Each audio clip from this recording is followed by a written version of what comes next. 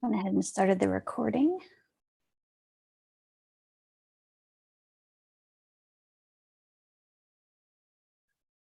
About 1 or 2 more minutes, we'll go ahead and get started.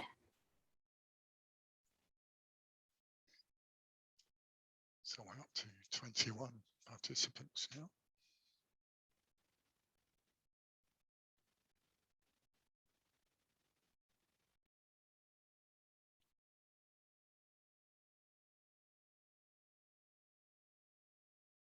Well, my clock just turned the top of the hour, so let me go ahead and begin.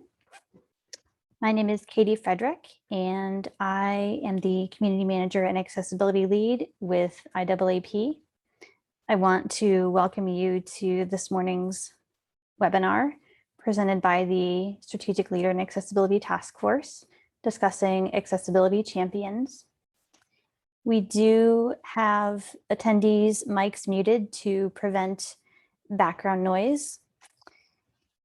ASL and closed captioning are available for today's event, and you can access the closed captioning by clicking the icon that is in the bottom of the screen on Zoom.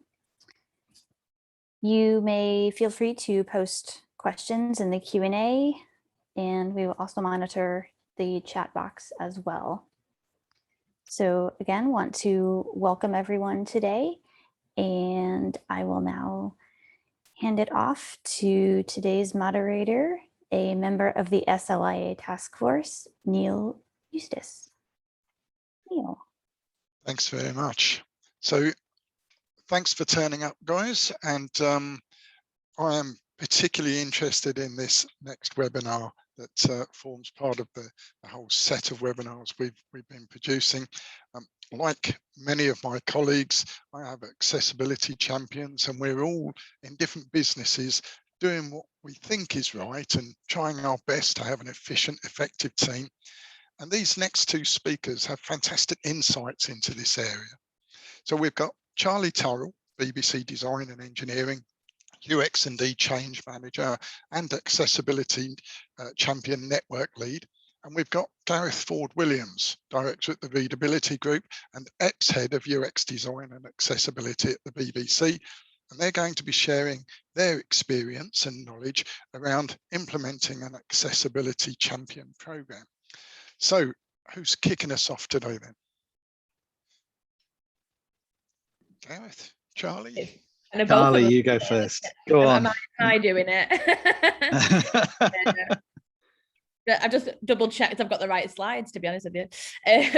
So yeah, this is Charlie and Gareth, and we're going to be talking about accessibility and culture. And our title is Accessibility and Culture Sitting in a Tree. So we're going to look at the themes around culture in an organization, how we set up Accessibility Champs Network, and how we change that over a period of time. And then Gareth's going to give us a little bit of history about that network as well.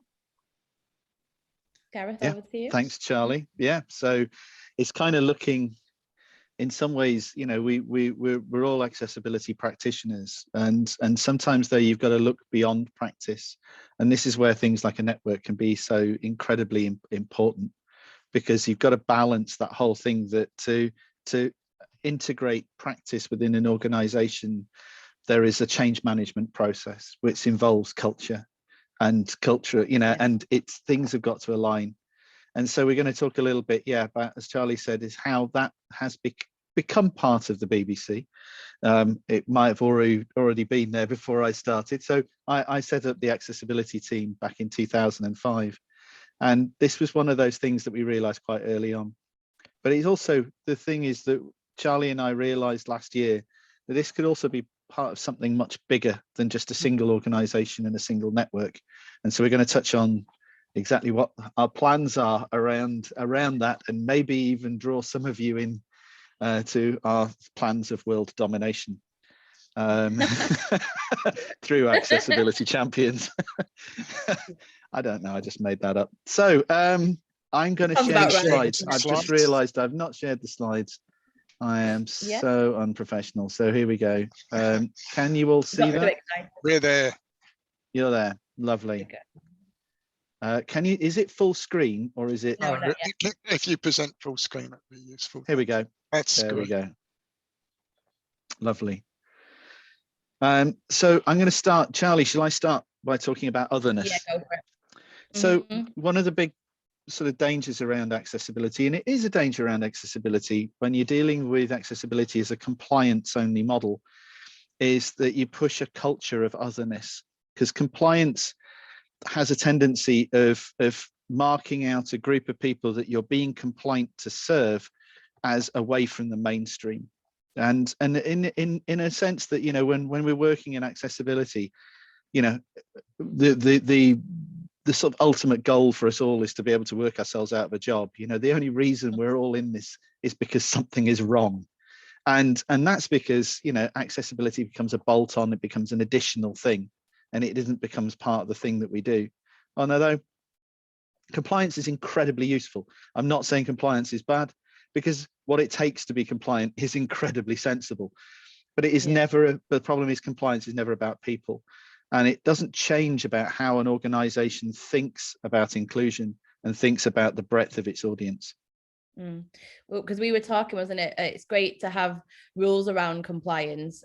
So there is a bottom line that people can make sure that you're hitting, but it's just a good start. It is more about organizational change. So creating a culture change in an organization, you know, compliance and rules aren't going to start a movement. It's not going to be what people are talking about, and it's, you know, it's not particularly exciting. Whereas culture, speaking about the human side of things from accessibility and talking about innovative design, new ways of doing things, now that's an exciting thing to have conversations about. Compliance is great to know that what the bare minimum needs to be, but it's all about kind of encompassing everything to do with accessibility, not just what we're expected to provide. So where do you begin? And it's I've started thinking about this from, you know, my point of view of you know, going back, and I'll talk a little bit about the history of the network. But, you know, back in 2005, you know, I was making TV trails. I ended up having a conversation, and a problem that the organization knew it had suddenly became my problem. But the point where I started out, I'd already been in the BBC, is that I'd recommend this to every single organization, is you look at the language of your organization and the way that it speaks about itself in terms of its audience and its employees. You know, what are the mission statements? Look at the executive speeches, you know, dive into the diversity objectives and the organizational values. You know, this is where culture comes from the top. It's dictated from the top. And this is one of those things that, you know, I started out by doing this because you want to give context to the work that you're doing. And, you know, and this is an incredibly, you know, important exercise when it comes to it. Charlie, you know?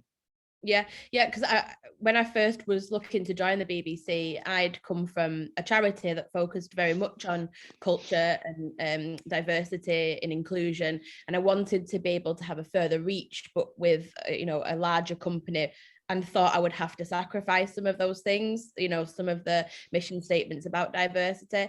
And when I first went to apply, I saw the mission statements that the BBC have about itself, and I felt, yeah, this is something that I can get on board with. And I think that carried along with accessibility as well. Everybody that speaks about accessibility talks about how the BBC is for everybody. It's a general conversation, and it is, you know, execs that are speaking about accessibility in that positive way, which is what was so important for us when we set up when the network was set up, and how we can get the people involved in it from all levels as well. So the BBC, like a lot of organizations, they'll have things like value statements. And the value statements, there's a royal charter that is basically the regulations and the rules and the framework that the BBC operates in. You know, it's an unusual organization. It's exempt from the EU directive around accessibility, and so are other public service broadcasters. It's exempt from the Equalities Act in the UK because it has the Royal Charter, and it has its values, it has its framework already existing. The reason it's going to do is it doesn't need two places to be giving, you know, exactly the same legal framework. You know, it already exists, so that the laws came second. And the BBC had a long history. You know, it started, it was the first broadcaster in the world to do in-vision signing in 1957 with News for the Deaf.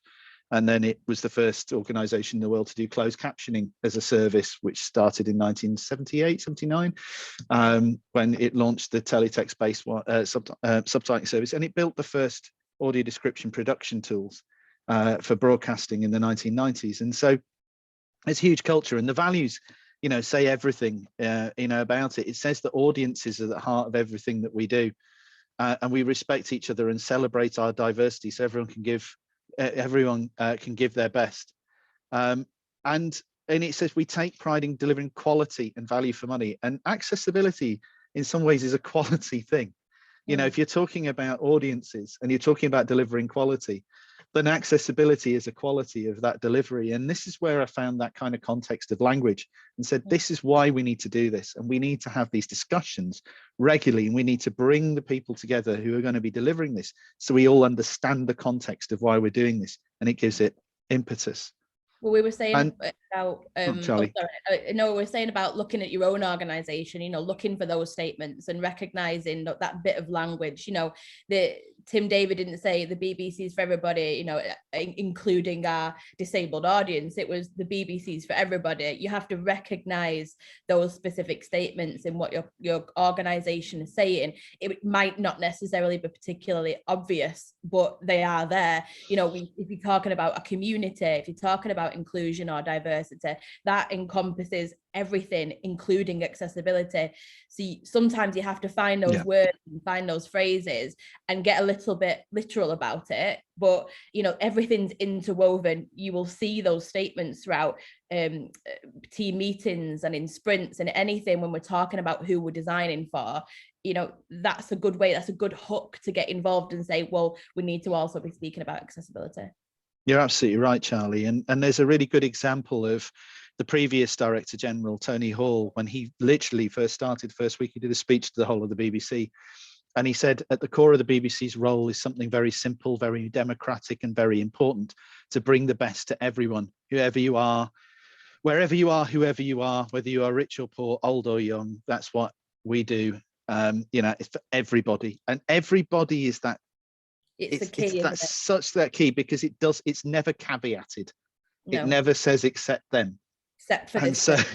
So if you believe what the execs say and you're dealing with everyone, accessibility is actually it's quite funny actually, because we had when he was giving this speech, and I've cut off a little bit on the slide. It just said everybody deserves the best, which it should have said. But I actually texted the head of our division, because they were looking at my job title at the time. They were reevaluating all job titles, and I texted him and said, look, because everybody can only be delivered if accessibility is delivered, can I be the head of everybody?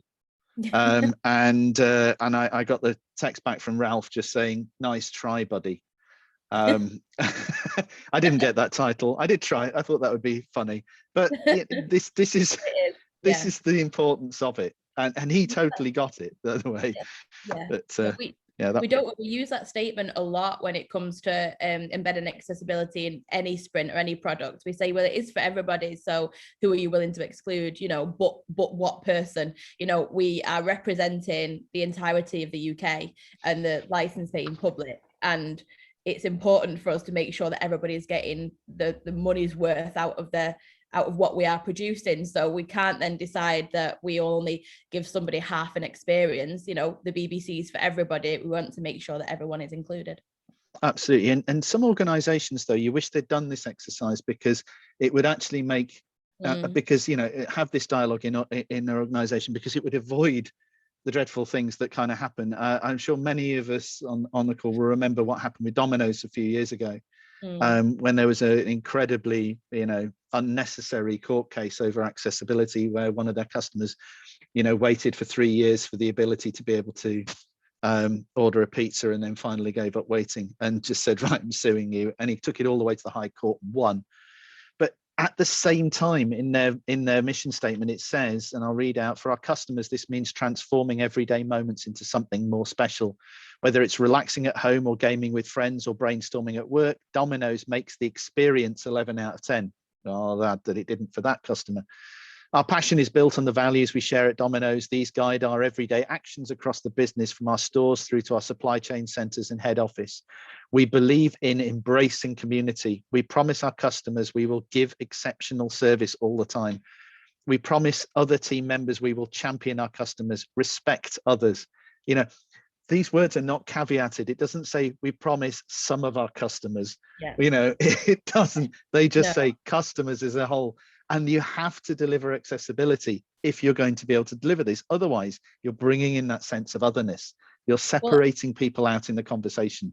Yeah, and it's the same retrospectively for, like we were saying with the BBC, it's for everybody, and then we have to live up to that statement. You know, if you're not living up to that statement, you need to have a look at why. You know, if you could also use it as an example to go, well, we have said at Domino's, for an example, that we, you know, it's for everybody. We're making sure it's for all customers, so we need to use that and go, well, if it is for all customers at the beginning, everything that we're creating, we need to make sure that we are including it. We always say to people that at every beginning of any project, you speak about accessibility as one of the core things.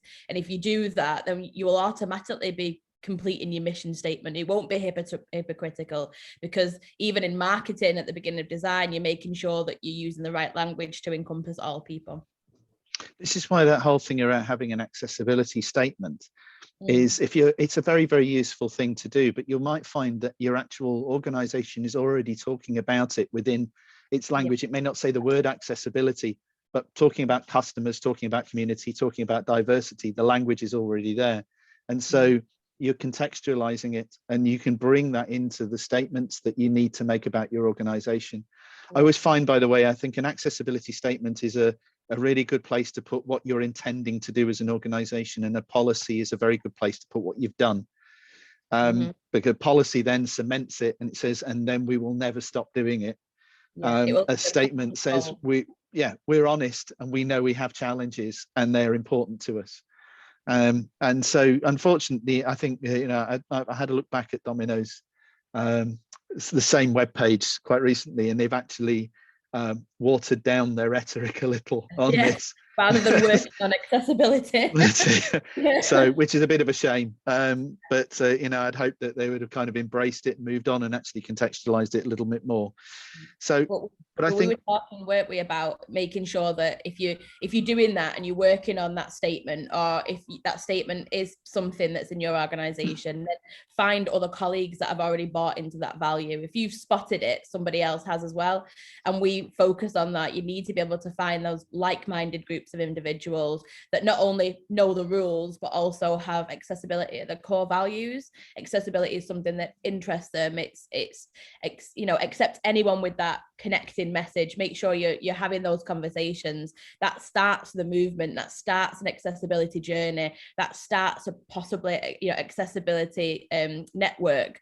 Having the groups of like-minded individuals, not the ones that go, yes, well, I'm making sure I hit the bottom line, or I'm clicking on these rules and I'm ticking every box. It's having a conversation about why this inclusive design is fascinating, or why, you know, you've redesigned something because you want to make sure everyone can be a part of it.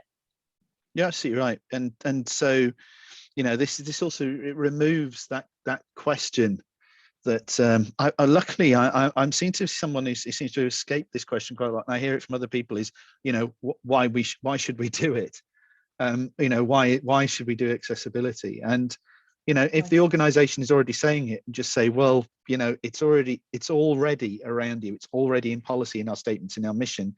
And I'm just here to, you know, help, you know, sort of contextualize that and give it some shape. And we need to work together, because that question's already been answered by the organization. We don't need to answer it now. It's done. It seemed to move those things on. I always feel quite lucky that in the sort of 16 years at the BBC, I probably heard that less than 5 times. And I think 2 or 3 of those were from suppliers rather than actual staff. Yeah, because people that are staff that have joined the BBC, they're there for a reason. One of the first things you said to me is not everybody at the BBC is doing the right thing, but they're doing it for the right reason. And that stuck with me for quite a long time. I thought, yeah, there's a general atmosphere here of people wanting to do the right thing. So the question doesn't often get asked, but if it does, you kind of say, well, we've already said why, everybody should have an equal share of the license fee, and we put that behind us, and we're here not to kind of beat you with an accessibility stick, but to kind of show you the best and fun ways to do something and to make it an interesting conversation. So then it kind of moves into, creating a cultural movement through the contextualization of that language. And this is really one of those kind of challenges that we've all got. I'm sure many people on this call are working in quite large organizations, and if there's small teams, and by the way, the BBC's accessibility team at its largest got up to 7 people, which was recently, but for the majority of that time we were only like 2 to 4 people across what at the time when we set it up was the largest original content site outside of China. It still might be, actually. It's absolutely huge, the state, but because the BBC builds all its own content, there are other ones where it's so user generated content, but as far as all original content, I think the BBC still might be the largest. And so there's this 44 languages, and pulling out thousands of pages a day. You've got a scale issue, and so you need that cultural movement that gives that kind of that impetus to be able to then have the discussions around delivery. Yeah, well, we were speaking earlier, weren't we, on like the deep-rooted ethics of where accessibility inclusion have come from, and there's a lot of history there. Was it the world's first closed caption service and the things that we've done? We use that for momentum. We use that as a kind of, look what we've done so far. This is the kind of change that we can make. These are the kind of innovative discussions that you can have. A service as it is great, but there's always different ways of doing things. There's always new and inventive ways that we can change things. So including accessibility as a part of that, that's where a lot of this innovation comes from anyway. We talk a lot about the changes of different apps and different systems just from an accessibility point of view that's actually been adapted by lots of other people because it's a useful thing to have. So when you start looking at the history of what we've done in any network, in any company, there'll be some accessibility changes. You could even look at those and see how that's made a massive difference to people's work. Yeah, so if you look at, as Chai said, look into your own history, look into the history of that organization. You'll find there'll be diversity or inclusion initiatives. There'll be other things that have happened before, and those are the things that you kind of turn around and say, well, actually, the reason we're doing this is the sorts of things that we do, and we've done them before. I would be fascinated. I'm not quite sure. Maybe Domino's is an organization that's never done anything around diversity and inclusion. I hope not, but I hope they have done lots. But it's one of those things. If you find that, then it turns around and say, well, this isn't new. This builds on this kind of history. And so Go on, Charlie. I like that you're talking about a cultural movement as well. That culture might not necessarily be in the entirety of an organization. It might be that you find a specific cultural movement that's happening in your department. We speak a lot from the BBC about how culture is different. In the product teams, it can be quite fast paced and very time driven. And then in user experience and design, we talk a lot about play, a lot about inclusive design, different ways of doing things. They really spend the entire day looking at the approach to something. And then you have BBC Studios, which is massively different because it's not publicly funded. So the culture in each of those environments are different. And so you might just have to start a cultural movement in your own department, or the one that you feel will be the most kind of inclusive. And then that, sometimes is a good start where people can see the positive kind of pushes that you're doing, and other people can start to see how that would benefit in their small cultural bubbles as well.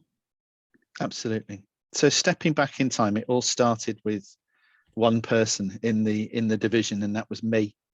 And all of us have probably been in a situation where you're kind of in that the lonely Billy No Mates accessibility person of, I'm over there in the corner doing accessibility, and we need to get some shape to this. And And so the first thing that I needed to do was find out who else was out there. And so this was back in 2005. I think I'd literally been in the job about 3 or 4 weeks. And I got permission to send out an email across the entire division. And at the time, nearly everyone was either some of them in the centre of London, but nearly all of them in West 12. Now the BBC is much more spread out, and there's bigger teams across the nation, of all 4 nations. But it's, you know, at the time I knew that I could probably, you know, I stood a chance of gathering everyone in one place. So I sent out an email that just basically said, look, if you've got any kind of interest in accessibility in digital, whether you're a designer or a developer, I'm going to be in the boardroom on Thursday with some free sandwiches and tea. And so either come if you know something and want to meet others that are like-minded, come along. If you don't know anything, but you'd really like to know something, do come along. Or if you just feel sorry for me because I've got no friends, come along and help me with the sandwiches. And I was completely taken aback by just literally the crowd that turned up. It was, we struggled getting everyone in through the door. I don't think we actually managed it in the end. There were so many people turned up and they were curious. And we had a real mixed bag. You know, there are some people that, you know, you'll know the names of that turned up on that day, people like Al Duggan and Ian Hamilton and stuff. And that's how I met them, you know, and they were working as midweights in children's and in education. And you know, developers and designers, and they're now obviously, you know, well-respected accessibility professionals. But that group came together, and this was kind of, it wasn't called a Champions Network at the time. We didn't have that name for it, but you know, we just called ourselves the Accessibility Group, and we got together and we found out what everyone could do, and we set up ourselves, organizing ourselves around some of the problems, and saying, right, okay, you know, there are various different people and an enormous breadth of skills. What's the breadth of problems we can do, and how do we resolve them as a group? Because, you know, as a person on my own, I couldn't tackle something, you know, that size and that enormity.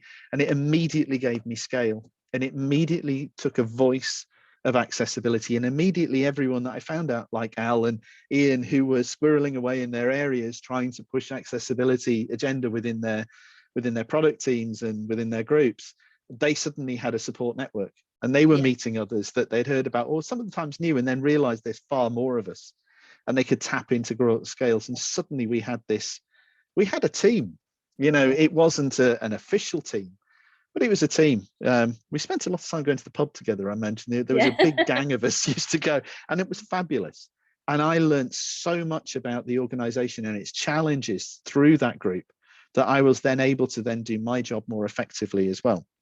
And that kind of thing still happens now. So we will put out an email of, is there anything that you're using in your day-to-day that helps you with accessibility? Is there a little, have you designed anything that you think other people would be interested in using? You know, what's your favorite accessibility video or design video that focuses on accessibility? And you'll have a group of people that will respond, and then you start a small group and have those discussions.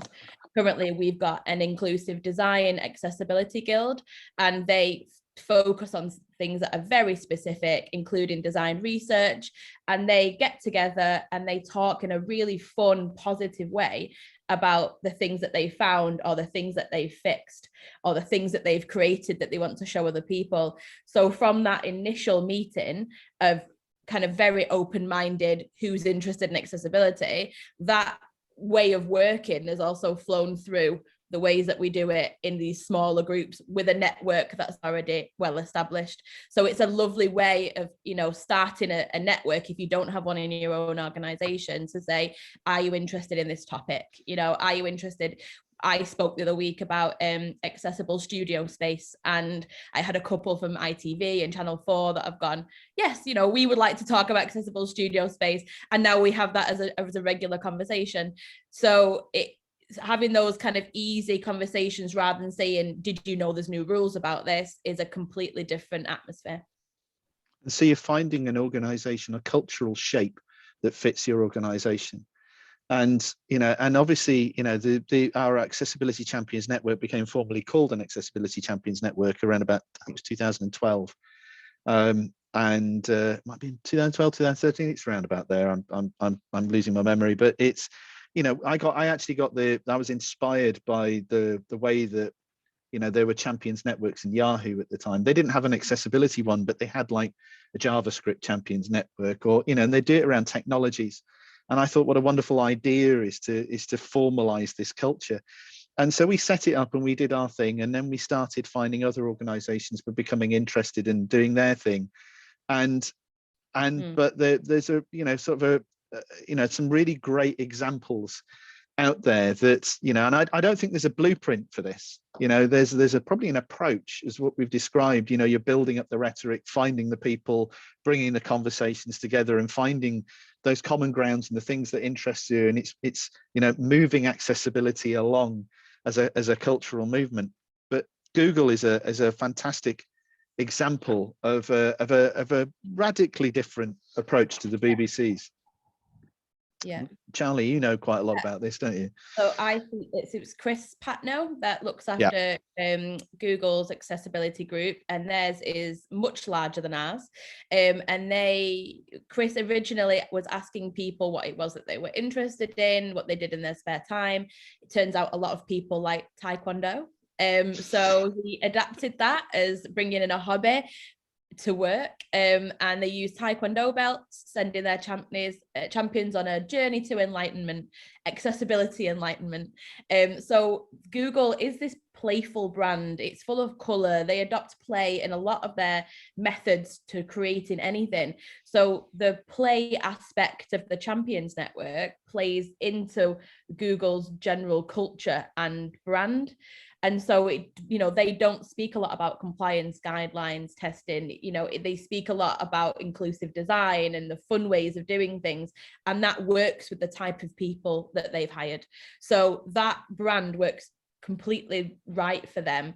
Whereas with us, that would work for user experience and design, but not necessarily in our product teams or in our engineering teams. They would like in journalism. Let's be honest. It's a different monster. This is it. And I think this is where a younger brand like Google. I mean, the BBC is heading towards its centenary, and so it's had time to build up these different cultures within its different divisions. Whereas Google still is it's far more cohesive in the way it sees itself, and that playfulness came through, and it would not be an approach that would be necessarily right for the BBC is to do Taekwondo belts, but it just seems just incredibly right for Google. And it's right because, I mean, how many champions have they got now, Charlie? It's an extraordinary amount, isn't it? Is it about 3,000 or something? I think it is around that, yeah. It's an enormous size network, and I think that's because Chris managed to hit the cultural tone of how to spread this. And so it wasn't a formal kind of approach to stuff, but this playful, as Charlie said, a playful way of dealing with stuff. I've just noticed the time, Charlie, so we motor on. Not speed of our voice, but through our well, I'm told the captions are a bit choppy, so I don't know whether that's the speed we're talking. Okay, I'll slow it down. I know. But so this is evolution, not revolution. Within your organization, it's a great way of sort of building on your own brand values and building on your own rhetoric and building on the existing culture and the history of the organization. Mm-hmm. And so, this is that kind of thing. So the BBC Champions Network, because of the nature of where the BBC is going, it's being it's a future-facing organization. And so the Champions Network is being very, very future-facing in its approach. And so one of the things that, we've been doing, it's been reinventing itself over the years. And that's something else that you need to do. The Champions Network has changed a great deal in the way it operates, because, when we first set it up, there wasn't another one. So we couldn't look at the way other things done. So you try things out. Yeah. Well, and what do they say? Fail fast and fail often. It's the best way of learning. Well, I've done a bit of that. Well, it's reinventing itself depending on the culture of an organization and the time and what's happening external. You know, sometimes there might be things where management have changed and the focus of the BBC has changed. So we have to adapt to that. When we first started working from home, I had to adapt quite quickly of how we would run that network remotely, because a lot of it does depend on us being able to speak to each other and try things out. So that, you know, you have to evolve a network.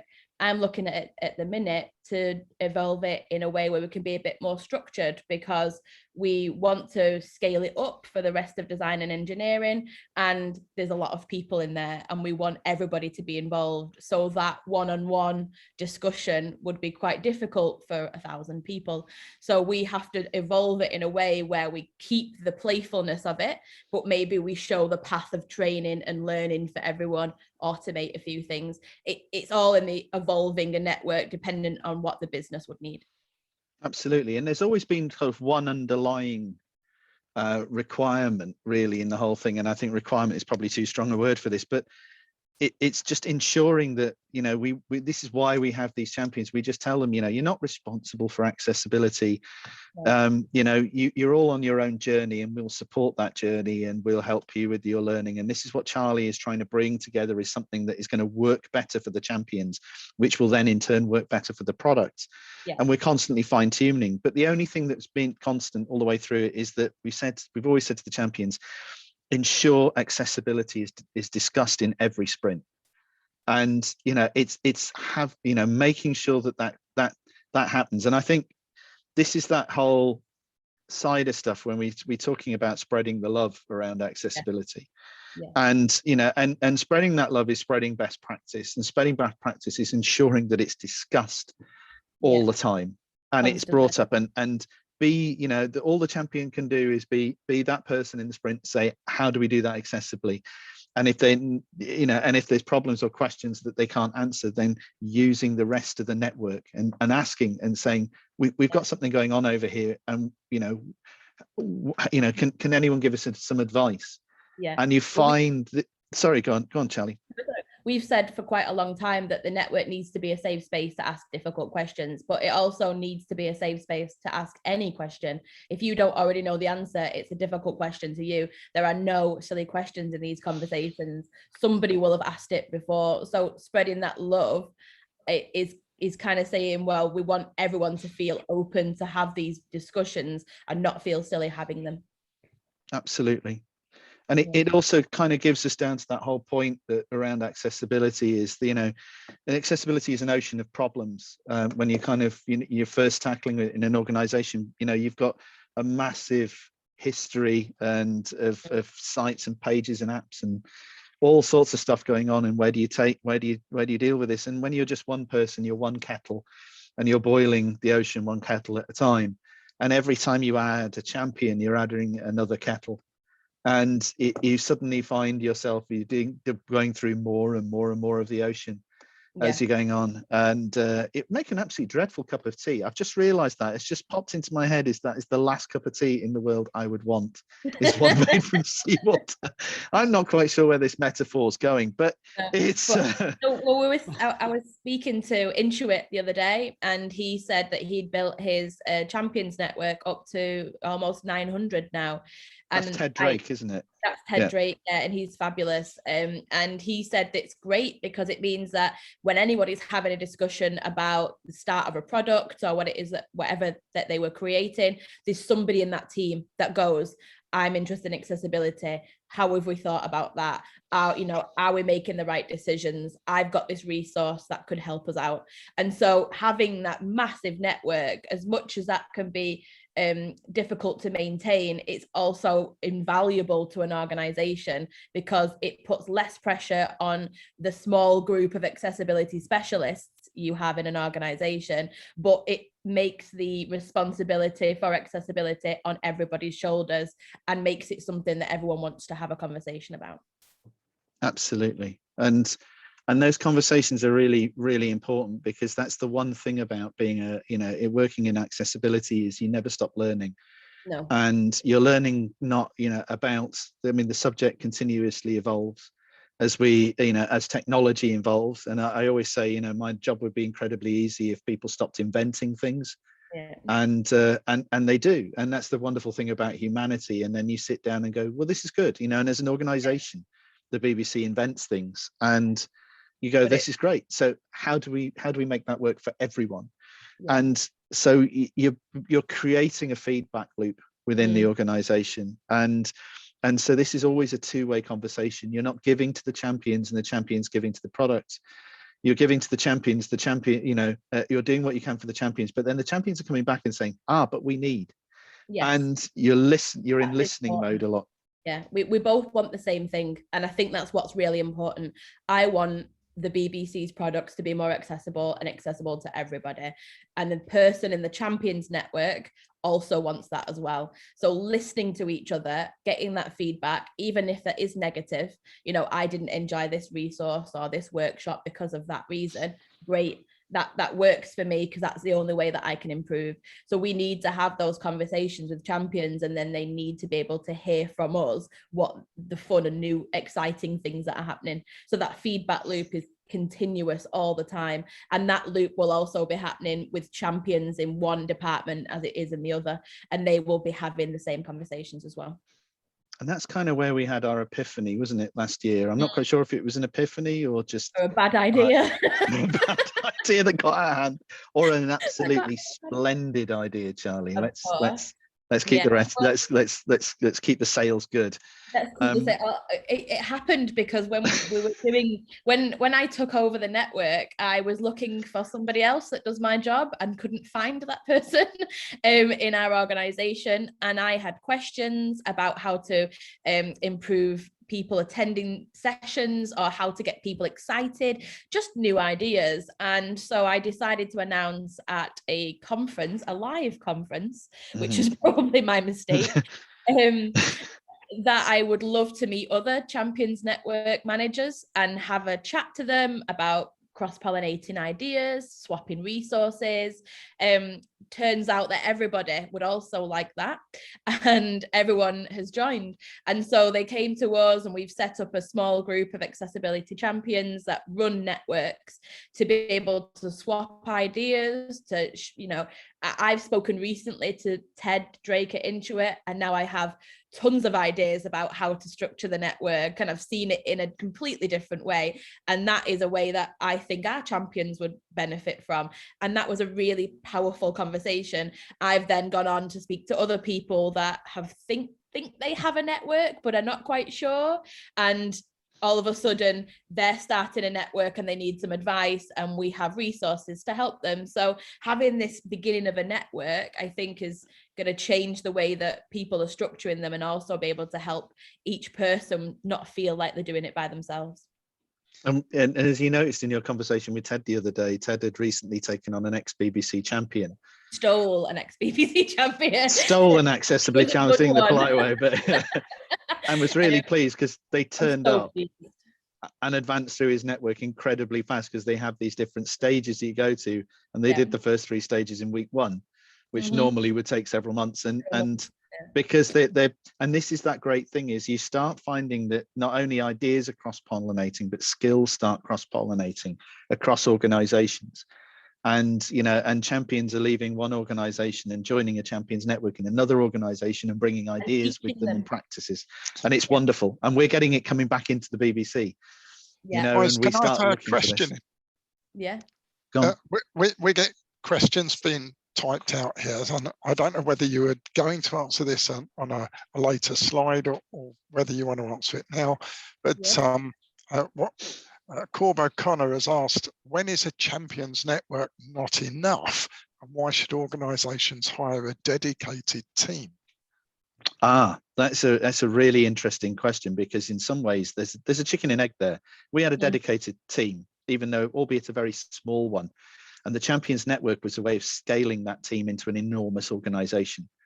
So when you've got something the size of the BBC that's pumping out literally thousands of pages a day in 44 languages, across multiple products, you, as a small team, you simply cannot keep tabs of what is going on. And the only way we could scale was by creating a network across the organization. It's either that or you hire hundreds of people, there's two choices, or you use the people that are already there and you start an informal network.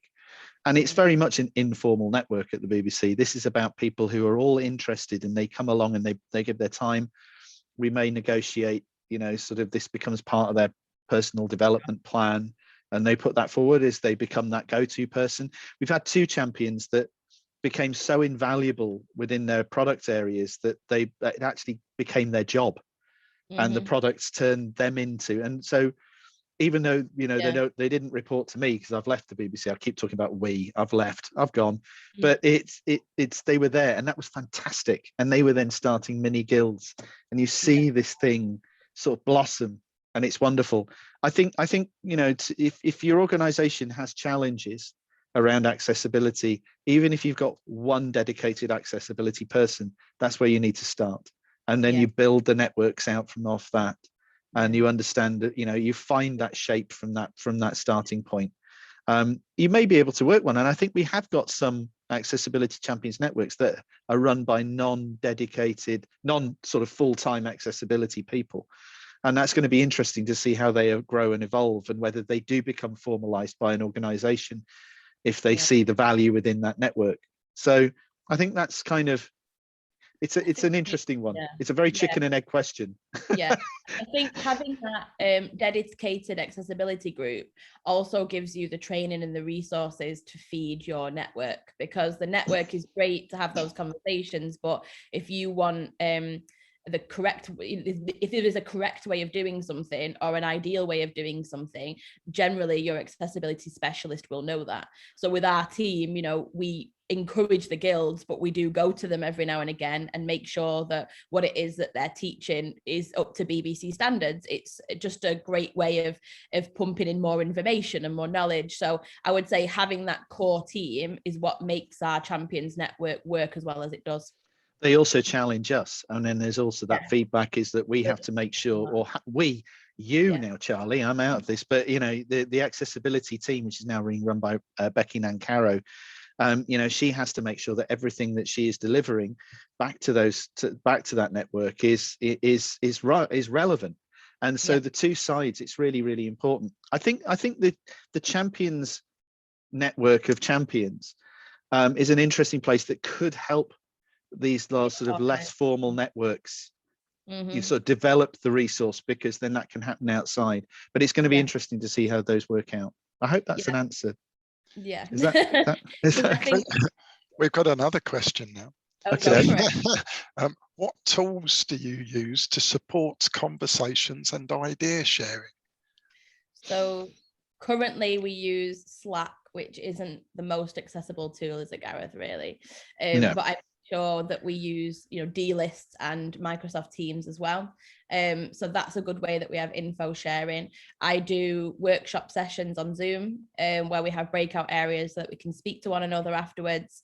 And we're also looking into different platforms like for conferencing. You know a little bit about that, don't you, Gareth? Yeah, there's all sorts of different ones that are out there, and there's a huge amount of improvement that's going on. I think you find your organization already has channels, and you don't want to set up yet another platform with channels on. So use the existing platforms within your organization and create new channels of discussion within it.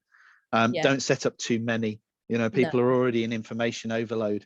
We've all suffered from that in the last 18 months. It's better to have a few dedicated areas, in my opinion. So having Slack, we have had in the past about 12 different Slack channels for different things, people having different conversations. I'm amalgamating them at the minute because I think that there's a lot of information there, and I think if we could all share that information, that's helpful. Also gives me more of a view, like an overview. If I can see those conversations happening, I can get a general theme. So let's say, for example, everybody's speaking about a particular bit of UX or a particular bit of code and everyone's having trouble with it, then you can see that problem is being in various different teams, and then I can see where that problem has come from, maybe a team before that might need a little bit of additional training. So that is a good way to kind of make sure that you're keeping yourself on topic as well. Yeah, you're also acting as a bit of a dating agent, aren't you, Yeah. Charlie? So you find that people have related problems or interests or skill sets, etc. And so one of those things in every large organization, you know, I think people can get quite siloed within their products. And a champions network is a wonderfully horizontal way of opening up communication across products and then sharing, you know, and cross-pollinating ideas across an organization and breaking those silos, if that's that's something that your organization has struggles with, and you know, so it's good. Yeah, the larger the organization, the more opportunity to reinvent the wheel. So absolutely, networks are a very important way of trying to put the brakes on that reinvention of the same wheel. Yeah. Yes. Yeah. And that's what I'm hoping that this Champions network really will do for a lot of people, to see. I'm quite happy to put what didn't work for us and why in that kind of session, because I want people to be able to learn from that and go, oh, right, well, maybe that would work for my organization, or I have another broadcasting organization, so you've already tried it for us, you know, rather than having to continue to make the same mistakes, as it were. Yeah, I actually began writing a presentation but gave up, called I've spent 16 years making accessibility mistakes so you don't have to. But then I realized they were accessible, you know, because when we were doing this stuff 15 years ago, no one else was, you know, and that was, you know, so my history was trying things out. But this is one of those things that was never fell in that category. You know, I think it's possibly one of the best things. And I won't take full credit for it, because it was the group that turned up, created the network. You know, I just got a load of people in a room and said, what should we do? And we had a big discussion, and the network, I don't know where the decision making came from, but it felt like a group decision. We brought it together. And, you know, lots of us are still in touch now from those days, and we still talk, and we're still friends. And it was really important that happened. And, you know, I still think, you know, out of all the things that we did, that was probably one of the most important. You know, there's a lot of very practical things that you can do, but the Champions Network helps it sustain and scale. Yeah, definitely. I was going to say, Gareth, should we skip to pretty much the last slide, and then we can open it up to questions if anyone's got any? Should we just say a thank you at this point, and just say we're Charlie and Gareth, and then head into the questions, because I see that we've got loads, and we've got about 10 minutes left in time. Yeah. Oh yeah, good point. We actually have until 11:30, so we have. I have to disappear. I'm afraid I have to. I didn't realize. I thought it was an hour long. So I don't know, Charlie. You could continue answering questions if you want. You're better at answering these questions than me, dear. All right. I'm really sorry. Yeah, I actually have to go off and judge the Technology for Good Awards. Let's kick in with a few quick questions now then. So all right, I've got a very hit the end slide. There we are. Got a very typical hot potato here. How can someone in an entry or low level position propose such a program in an effective way that allows the upper level decision makers approve time and resources for the Accessibility Champion program without the mid-level management blocking the proposal? I think this goes all the way back to the thing that we talked about at the start. Is if you first off look for that language, look for the rhetoric in your organization, look for the things that your exec and your organization is saying about itself around diversity and inclusion, and then turn around and say, well, we're saying that, but we're not doing that.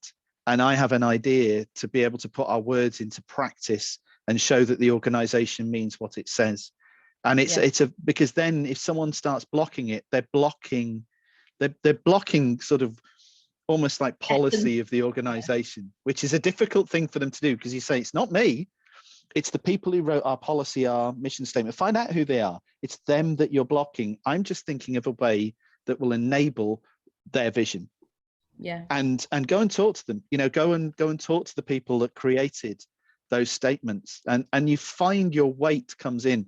I mean, I wasn't the senior manager when I came into this. I was actually a brand manager coming into this. I was like the worst person, most unqualified person for the job. But I had the conversation for it, and I was willing to take the responsibility. And I you know, we ended up, I talked to certain managers who just went, no, you need to talk to so-and-so, you need to talk to so-and-so. And a conversation grew incredibly quickly. And we ended up going all the way to the director general. who just looked at what we were talking about and said, why isn't this happening already? Yeah. And literally it was just exactly the words we needed. And he was like, bring me a paper, bring me a plan, tell me what your approach will be. Yeah. And we then created an approach, and we just said, look, this is sensible. We're going to work within our current processes. We'll find a single place, a single new product, and we'll learn what to do there, and then we'll spread it out. Yeah. And we'll share best practice. And we took an approach that didn't work against the system. It worked with it, and it enabled product teams to evolve into more accessible practice. Well, it was evolving rather than adding on additional work. It was, the work you're doing is great and you're already reaching these standards, but there are better ways and quicker ways to do this. There's a whole group of people that you can ask these questions to, and there's a group of people already trying to fix the answer. So doing that didn't feel like it would be a poor use of someone's resource or time. It was just adding on to what they were already doing, and then realizing while they were doing it that it was an excellent use of their time, because they weren't having to redesign or start from the beginning. And accessibility in this way, we've always pushed it as something that's very self-sustained. There are lots of ways you can measure it. You know, we take a very much, you know, if you a documentation driven development approach. So we build the BBC, you know, we've got a design system, and within the design system, we've invested enough time when that was built and is built on, and that everything in it can be built accessibly. And then we write a document of how do you build that accessibly. And so when someone builds or rebuilds anything that goes into a repository, we define the behavior of the code rather than the code itself, because everyone uses different frameworks for very sensible reasons. And so, but from the user point of view, then the behaviors are the same across every time they come across a button. And it's a, you know, but they don't realize that the code framework behind it might be 5, 6, 7 different frameworks. But the behavior is the important thing. And so we find ways, and we just turn around and find efficiencies and find, you know, we have to make it as a, you know, as accessibility professionals within organizations, we have to make it easy.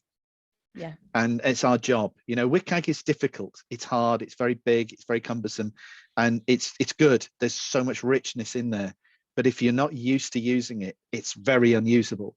And so the accessibility team have to turn around and find a way of making that. So taking a component driven development, you know, building it into QA, building it into scripts, and actually doing that work and working with organizations to make it easy and evolving that.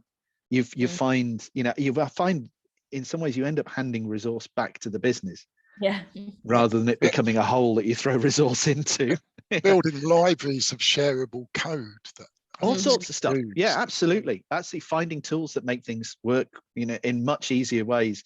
And also, you know, accessibility has so many benefits around it. And it's extolling those benefits, whether it's you're talking about robustness of products, and you're reducing the ops load, or, you know, you're extending reach, particularly if you're an international organization. And you know, it's avoiding that very Western Northern Hemisphere perspective of technology and saying, no, actually, we need to think about how this works on feature phones in Burundi. You know, it's important. And actually, accessibility is a massive enabler in loads of different ways. You know, we give fantastic metadata. There's nothing better in the BBC archive than all of the closed caption metadata that we've got, because we've now got narrative metadata, and the audio description, we now have descriptive metadata. And so we can actually search and deep search the archive using the access services as metadata. I mean, what an investment. It's fantastic. And, you know, so all of this stuff is, you find those values that accessibility give, and you make sure that people understand them, and then it becomes something that they protect.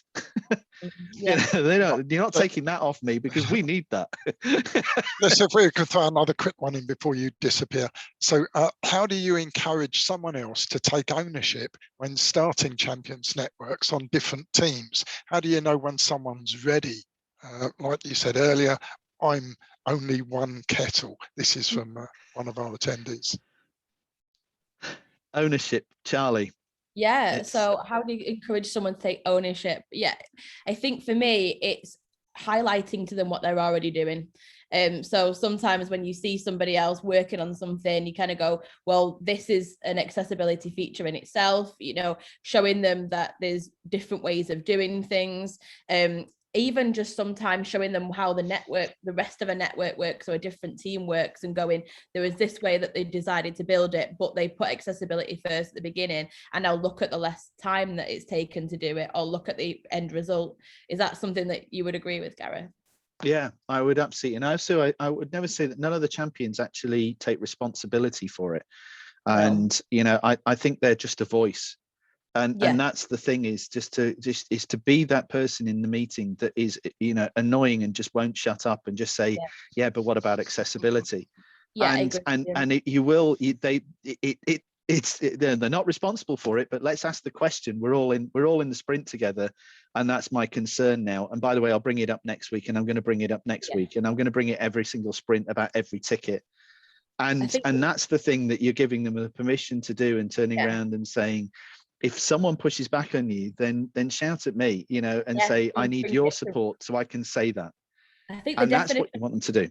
Well, yeah, exactly. And I think the definition of a champion as well, it's sometimes championing accessibility is being the voice in a room. That doesn't necessarily mean that that person has all the answers either. A champion can be of various different levels. We've got 220 champions, and some of those champions are creating their own workbooks and creating their own documents and new ways of doing things. Some of the champions are just attending sessions like this and for other conferences. And some champions just put their hand up at the beginning of a sprint, mention it, and then know where to find the answer, but don't have any answers themselves. So there's such a breadth of champion that ownership is a broader term. You can own accessibility in the sense of you can make sure that you're thinking about it all the time, or you can own accessibility in a sense where you're creating documents to share with other people. And then you've got people like us who just totally obsess about it, absolutely love it, and won't shut up. I was going to say, Gareth, I'll answer the next one if you need to go at 4. Oh, I can be a bit late. I'm having too much fun here. I know. There's another good question here. And this is as you mature. So as an organisation matures around people knowing that accessibility is a culturally supported value, what role can the accessibility champion play? I know. This is something that I'm really passionate about right now, because we've got a lot of champions that have gone, yes, we know that this is the work that we have to do, so what next? So the champion, I will always encourage to progress your learning, speak to the wider accessibility community. You know, there are tons of people, especially on Twitter, on LinkedIn, various platforms that constantly discuss new ways of doing things. It's so exciting. And there are, you know, you might know about accessibility now and it's embedded into how you design, but there are so many people talking about these wonderful progresses that they have made in their own organization or their own design that you can learn from, and it can teach you. It's wonderful. If you've already got that grounding, then you can go anywhere. There's a level 3 champ that I'm looking to change the champions to levels in the BBC in a chilled way, nothing too much pressure. But on the 3rd one, I want people to be going out there more and speaking about accessibility and telling people what it is that they're doing. I want them to be incredibly proud of their work. And what I would say is, you know, learn to do a little bit of public speaking, or even just in your own groups, create workshops for the rest of your team or for other accessibility champions. Teach them what you already know and allow a little bit of feedback, and allow the people to teach you what they know. You know, there's this whole development of osmosis there that's available to you. With accessibility. The frustrating thing is that you're never done, but the beautiful thing is that you're never done.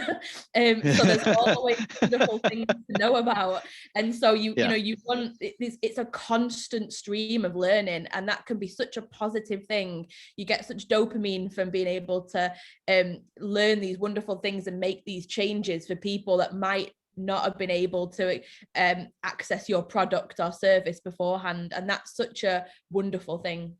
I don't think you're ever on your own as well, and you shouldn't be within an organization. You will find others that are really interested in it. You know, find those networks and those channels of communication, and go out and contact people that you've never heard of before, or groups, and just say, look, if anyone's interested in accessibility, I'm just putting an interest group together, you know, and do it informally, and you'll find that there's people that you can share with. If you try and take it on your own in an organization, you're probably going to, you know, damage yourself in some ways. You'll burn out in some ways, because it's a really, really, really hard thing to do. And I know others that have tried to do it, and, you know, and it is tough. It is very, very tough to get things going. But once it's going, and once you start getting a little momentum, even there's 2 or 3 of you in a room, you have a movement immediately. And that's what you need to start, because then they will talk to other people, and you'll find other people will join. And before you know it, you've got a dozen, you've got 20, you've got 30 people, and you find shape within this. And you find, and what you need to be is like that person that enables the ones that know about things to be able to teach the other ones, you know, and build it up that way. And before you know it, you've got something that has to be recognized by your organization. And the levels is an interesting thing as well. Charlie, you were talking about trying to get different levels. One of the things that I think is a good way to build numbers up is that people think, oh, an accessibility champion, you have to be technical. Well, you don't. I'm not. No, I'm not really either. No. If you get somebody who's just mouthy enough to stand in a room and say, look, we've got to make stuff accessible, we've got to do this, I don't know how to do it, but somebody here must, then they're a great champion. It's all about just spreading the word. That's kind of how they gave me the job. It was literally, I just went round and just grabbed people and went, who are you, what do you do? I've been told I need to talk to you. And, you know, and I think building that personal network and being the person that goes out there and asks questions, you don't have to have all the answers, but you just need to ask good questions, find good questions, and then look around your organization. Every organization has a wealth of expertise within it. And that's where you go out and tap onto that expertise. And people who are experts in things, no matter what it is, love being asked about the thing that they're an expert in. I've never known an expert that doesn't like discussing their passion. No. And so I would get, you know, a really good idea about when we were talking about JavaScript, you know, who do the devs talk about? You know, when we're talking about, I don't know, you know, when we're talking about anything, you know, any kind of subject. And then the Champions Network, we found, you know, from day one, we had designers, developers, business analysts, product managers, project managers, we had editorial staff, we had all sorts of people joining. Well, one of the things I was thinking about was about the influence and the levels of champions. Like, the levels that I'm looking at doesn't just focus on the technical things are optional. So as I'm looking at these levels, it would be, let's say level 1 is join the community, make sure you've joined the Slack channel, make sure you followed XYZ on Twitter or LinkedIn. It's the original kind of level is just to get people aware that there's a community. There's no technical learning in that. It's kind of going, look, I'm putting you into the middle of this ocean of this accessibility world. Look what people are talking about. Look how positive and wonderful it is. And look at the people that you can link up with. Level 2 is where we get a little more technical, but it is an overview. And there are additional optional extras for people that are developers, for people that are designers, for people that want the nitty gritty, so that you can still be a level 2 accessibility champion, even if you don't have that technical knowledge. I want to be able to go through my own levels and reach the top level. And I'm not going to be able to do that if I'm not a technical person and I'm focusing on the technical things.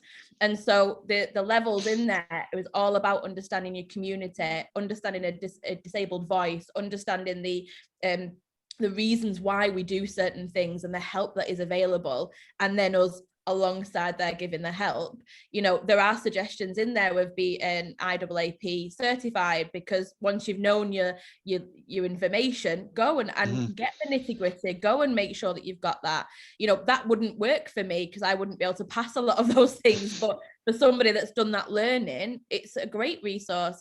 Level 3 is focusing on public speaking, focusing on speaking to the rest of your team, speaking to other people that are also level 3s, fixing a problem that you might have seen, or designing a new fun way to do something that was already quite difficult. So like I think somebody said in the chat about that they're not technical either, but it's accessibility isn't just digital, lots of champions can influence. That is what I want. I want an entire company of accessibility influencers, and then people that know the answers to the questions that are going to inevitably be asked. Excellent. And there's I'm talking about the chat. One of the other comments in the chat was there was a great question earlier about ownership, and they've said interesting discussion about ownership versus champions. It's a common theme I find within the deaf community, not being recognised for their desire to be included by advocating for their right to use captions and sign language. Instead, the recognition is being given to the sign language interpreters and captions. Who's the champion for inclusion here? And to be clear, the captioners and interpreters are awesome. They are indeed champions, but it's more about equitable recognition because the deaf people are champions too. They're also experts, the people who are deaf as well. And I think there's a kind of, you know, one of those things is we're all experts in our own conditions and our own barriers, you know, and I think that's why I've never understood this, why, you know, experiencing a barrier shouldn't be seen as, and overcoming that barrier or understanding, you know, what is needed or the complexities of a barrier, you know, is never seen as expertise. Of course it's expertise, you know, and champions need to listen to experts. Just before I leave, I think it's one of those things that Tony Hall, who said that the wonderful quote about everybody, he really struggled with accessibility, surprisingly enough, for quite a while. When he always saw it as something that was very worthy, that we're going to do the right thing, and he totally championed it. He totally agreed we should do it. And I kept telling him, no, it's utterly worthwhile. We need to get away from a worthiness in the language and move it into worthwhile within the organization. And I think the penny dropped for him, and this person's bringing up captioning kind of brought it to me. And because we caption all of our broadcast output, everything is captioned. And it has been done for, I think it's about 10 years now. It's probably we've been doing 100%. As I took him down, if you've ever seen BBC News, and in the background there's a news floor, you're only seeing a part of it. It's absolutely enormous. There's about 400 journalists on the news floor. It's huge. And you know, and I took him down onto the news floor and I said, tell me what you see on all the televisions. And they have lots of monitors, lots of TV. So you've got World Service there, so stuff's in loads of different languages. And he looked at all the televisions and he said, they're all showing our rolling news channel, News 24. And I said, tell me what you see on it. And he said, they've all got the subtitles switched on. And I said, of course you have, because if we weren't doing that, you've actually, by the design of your news floor, you've disabled, and this is very much an environmental and situational perspective of accessibility, but you've disabled all your journalists because they can't turn the sound up because it's an open plan office, and they can't put their headphones on because they need to communicate with each other. So if you weren't subtitling it, they would not be able to keep in touch with what is going on. So if anything, the fact that we've gone and delivered stuff for people who experience barriers on a permanent basis, we've then fixed it for these situational environmental barriers. And I said, and I can tell you that just about every single accessibility thing that you do has exactly the same context somewhere. You know, I will show you other places where there are things that it resolves by doing it this way. So that is why it is worthwhile doing. And it's great having the impetus of communities that turn around and say, this is hugely important to me. But then it's as an accessibility person, you just turn around and say, actually, this is everyone. Yeah. But for these people, they can then tell us the right way of doing it because it's something that they experience every day. And we need to talk to them about this. You know, they're experiencing this, they are experts in the barrier. And I think so this kind of champions and experts and all sorts of stuff, there's kind of, it's quite amorphous. And it bleeds into each other, but it's a really important place for, you know, communities and champions and people who do this as a full-time job, for them all to have that kind of discussion on a level. It's so important. There's a great question here that extends this. Is there an accessibility champion framework that we can refer to? I'm trying to do something like this, but from a community point of view, instead of an internal point of view of a company. Crikey. I've not come across one of those yet, but come and join the Champions Network and tell us all about it, because this is exactly the sort of thing that we need. Is we're finding out all of the different ways these can happen, and there might be other people within the network that know of something are doing the same as you, and that's why it's important to come to that. You know, Yeah, I think join us. it's not an off-the-shelf thing, and I think this is again where culture is such an important thing. And by the way, I've got to disappear now And, because I'm being sorry, I will finish I'm now answering getting that question. I'm getting my "Where are you?" texts. Coming from me. Thanks, Gareth. Thank you, Gareth. Thank you so much for much. inviting me. It's been it's an absolute pleasure. I'll finish Great. this question. It's fine. Thanks very much. Thanks, Charlie. Thank you, everyone. Take Cheers, care. Gareth. Bye. Listen. So go on then, Charlie. Yeah, so a framework, I think when I was looking at frameworks, when I first took over the role, I thought, should I draft something the way that we do it in the BBC? Kind of glad I didn't, because I'm looking at doing it in a completely different way now. And it worked for us at the time when we were all in the office. That kind of general holistic way of doing things, the odd meet up, sitting in a particular desk and people can come and talk to you. You know, one of the biggest problems that I'd heard from champions was, I miss being able to speak to other champs. And I thought, well, we have Slack, you can message them. And they said, well, I don't always know what people are working on. And I would be sat behind BBC Sounds and I'm working on iPlayer here and I'm hearing a conversation that they're chatting about, and I lean over and say, oh, I've been working on that, I've got an idea. So they were missing that. So I thought more meetups, you know, doing different things. And actually the fact that the structure in the BBC has changed over the period of 9 months, that everybody's looking into different teams and things that are generally different. They were looking for a pathway, a map of training, how I can do things from start to finish, where I can get to a higher level. What does that look like?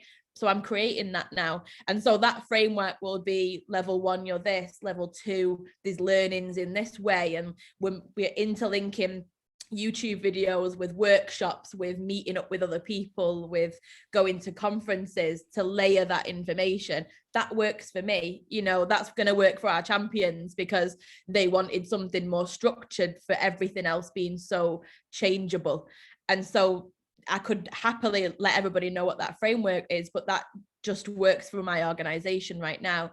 This champions network that I've set up is going to be everybody showing how it is that they structure their networks, everybody putting in a pot their resources. And there might be a framework in there, it might be mine, it might be somebody else's, that work for this different kind of community, that works in setting up something like that, and that you kind of resonate with and think, actually, yeah, that's kind of the angle that I was going for.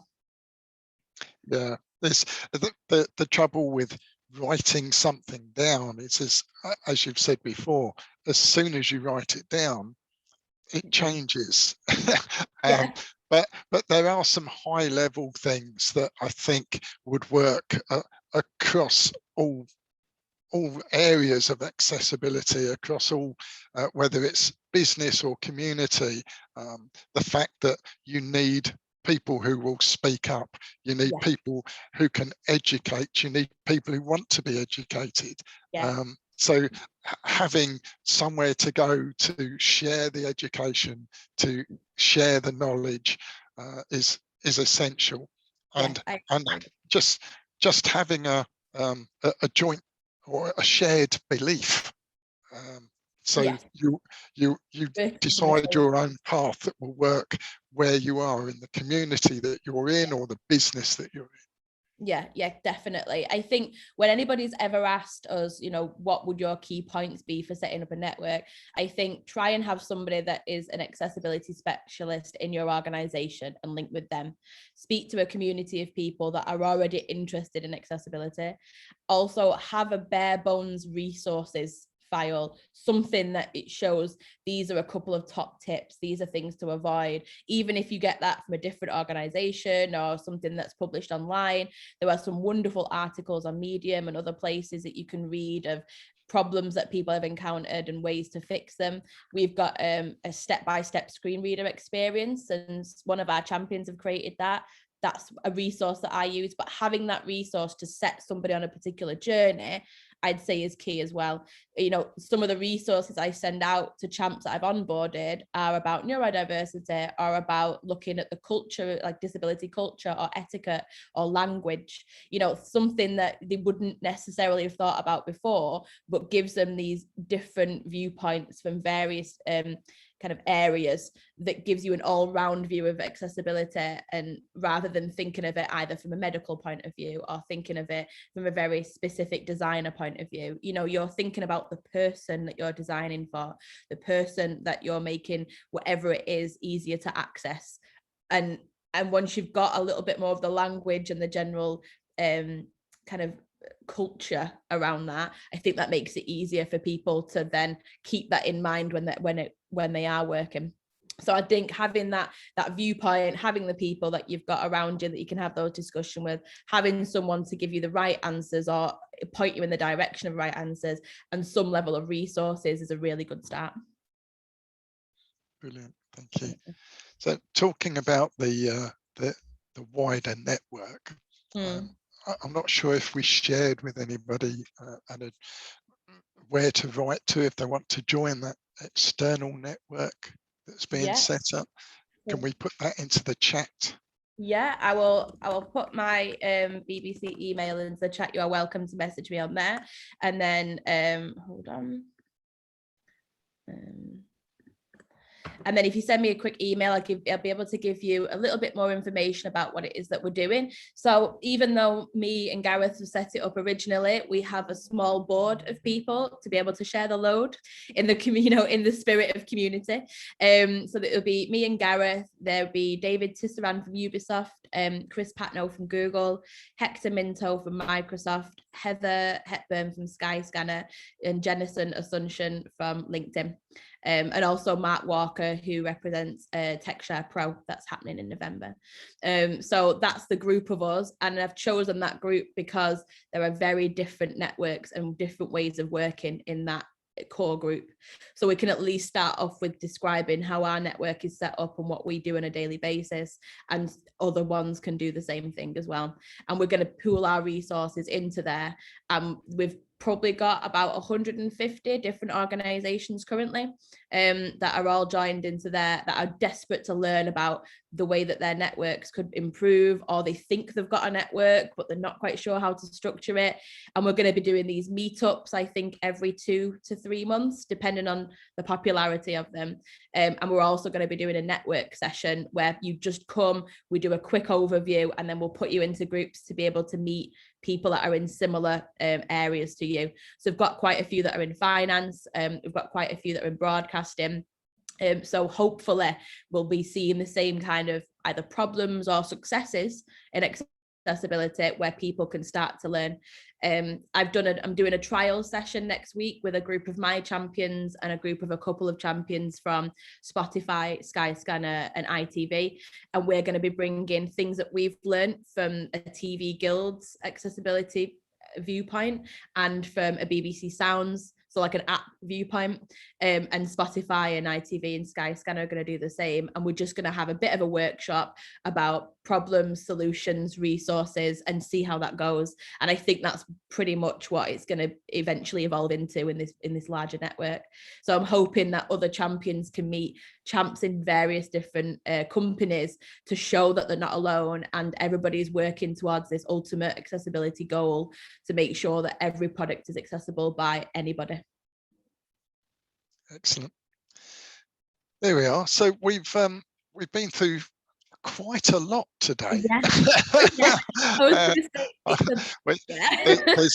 There's no other questions coming through at the moment, but I think it's been a very informative presentation. Hopefully the people on here think so as well. We had quite a good turnout.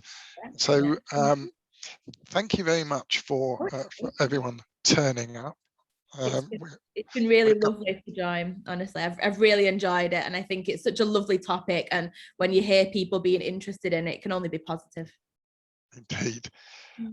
Katie, I don't know if you want to do the usual wrap up about the IAAP and where people can find more information.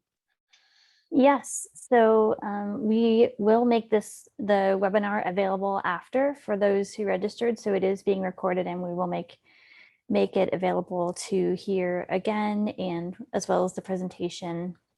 And so that will be a resource that we can make available, and we will.